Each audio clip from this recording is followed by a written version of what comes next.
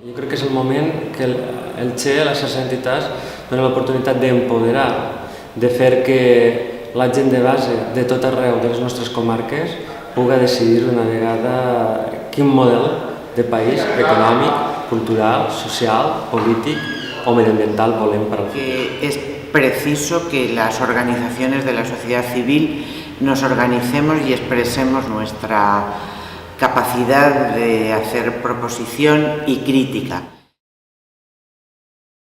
La plataforma d'Iniciatives Ciutadanes d'Alacant. El col·lectiu Per l'Horta. Plataforma contra el ciberassetjament sexual. Asociación de Ciudadanía y Comunicación. La Cívica Escola Valenciana. CAPA de Castelló. Superviu. Asociació Perifèries.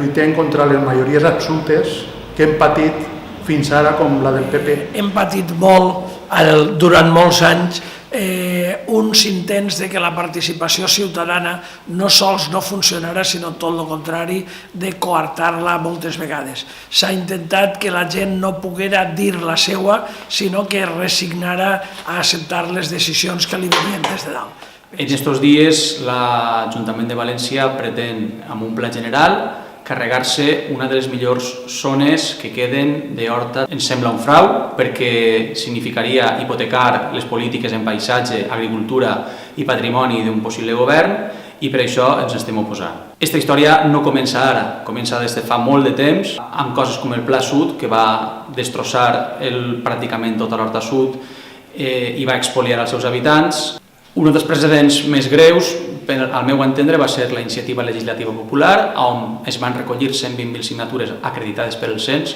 i que el govern valencià va tirar directament a la basura en no admetre's a tràmit dins, diguem, de les Corts.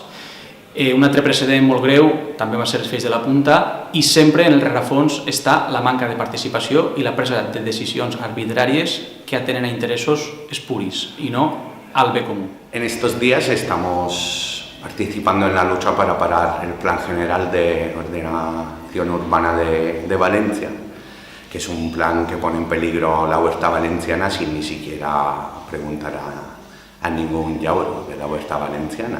De que n'hi hagi una llei educativa valenciana que participe el conjunt de la comunitat educativa. En aquests moments la Conselleria ha trencat qualsevol pont de recolzament en la comunitat.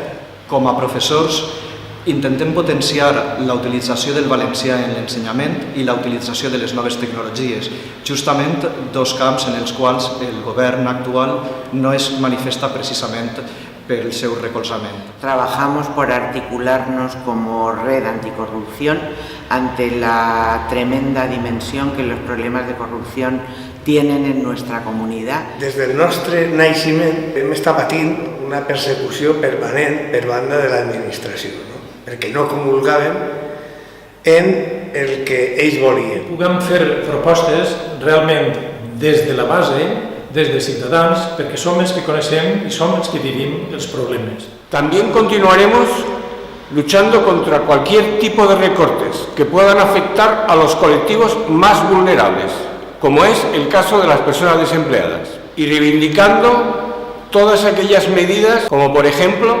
excepciones fiscales, moratoria en el pago, no al corte del suministro de agua, luz, electricidad, etc. Creiem que el País Valencià necessita democràcia, i democràcia amb contingut, democràcia participativa. Des de la transició el País Valencià pateix una democràcia de baixa qualitat i això impedeix que qualsevol projecte cultural, lingüístic i des de qualsevol àmbit puga tirar-se endavant. Només si construïm una democràcia participativa que governe qui governe tinga que tindre en compte l'opinió dels ciutadans i tinga que tindre en compte canals de participació, podrem realment fer un punt ja a part respecte a aquesta història d'autoritarisme i aquesta història de corrupció que ha marcat aquest país. Per això tenim que fer força i fer comboi per anar tots junts y poder cambiar la situación y la realidad que vivimos. En este momento en Atelier llevamos proyectos que tienen que ver con derechos humanos de las mujeres y con el proceso de paz, tanto con países de Centroamérica como de Sudamérica. Desde la Cabecoa a nivel de la Comunidad Valenciana y desde la CEAT a nivel estatal, estamos trabajando por un gran pacto social por la defensa del medio ambiente, la salud y contra la contaminación electromagnética. Des de la ciutat de València intentem defensar la nostra cultura, fer països. Intentem relacionar-nos amb els altres territoris de parla catalana. El nostre paper com a associació sempre ha sigut intentar controlar els excessos urbanístics que s'han donat en la nostra ciutat. Nosaltres demanem el compliment de la directiva marc de l'aigua en tot allò que referent a les polítiques hídriques. En particular demanem el compliment del règim de cabal ecològic en els nostres rius i també una reserva ecològica en els aqüífers. Demanem que s'ature la política depredadora de recursos hídrics en tot allò que fa referència a les polítiques urbanístiques. Aquestes polítiques s'han d'ajustar a la demanda de població i no fer bombolles urbanístiques artificials. Demanem la recuperació del nostre riu i per això és molt important la participació ciutadana en l'elaboració dels plans de conca, de les lleis, una participació que ha de ser plena perquè fins ara en tot allò que fa referència a les polítiques hídriques la ciutadania ha quedat al marge. Estem en la xarxa d'entitats perquè considerem que és una ferramenta necessària en aquests moments per a fer que la ciutadania participe i donar un avanç en la democràcia que avui disfrutem. Todas las iniciativas y todos los movimientos sociales tienen que estar relacionados y además es una buena manera de presionar. Todas las luchas nos parecen, y son nuestras también, por eso nos parece muy importante el sumarnos a la xarxa. Per a mi la creació de la xarxa d'entitats crec que és la primera oportunitat que es dona perquè totes les entitats de la resta del país puguem fer xarxa, que tothom participi, que siga un projecte de base des de tots els punts de les Terres Valencianes i que no siga un projecte que vinga a nasca des de la ciutat de València. La xarxa d'entitats del País Valencià és una eina imprescindible per a treballar junts en un espai en el que la participació i la col·laboració de totes les entitats culturals puga contribuir a fer més realitat un canvi real, polític, social i cultural del País Valencià. Un instrument que millore la participació ciudadana. Plantear a la sociedad la necesidad de que tome la iniciativa y no permanezca en una posición de inhibición y subordinación. Des de fa uns anys intentem revifar el tema de la participació i este projecte que ens han presentat pot ser una bona manera de posar en contacte esta sensibilitat en diferents associacions, en diferents planos y diferents llocs del país. Para nosotros la xarxa fue una oportunidad que nos respondió a una inquietud en la medida en que nos facilitaba un espacio, un entorno natural. Segurament si escoltaren més la veu de la ciutadania i en concret, en aquest cas, la veu de la dona, no tindríem unes lleis patriarcals que no ens previngueren de ciberviolències de gènere com el ciberassetjament sexual. Per això jo recolze aquesta plataforma. Com fer que això de la xarxa sigui una cosa realment de tots? La idea de estar en la xarxa d'entidades es reclamar la necesidad de una ley que permita a las personas de participar en las políticas públicas. Em sembla una bona idea lo de la xarxa d'entitat del País Valencià. Em sembla que és una cosa molt necessària per a totes les entitats i em sembla importantíssim el dret a participar, de la ciutadania, del poble en general.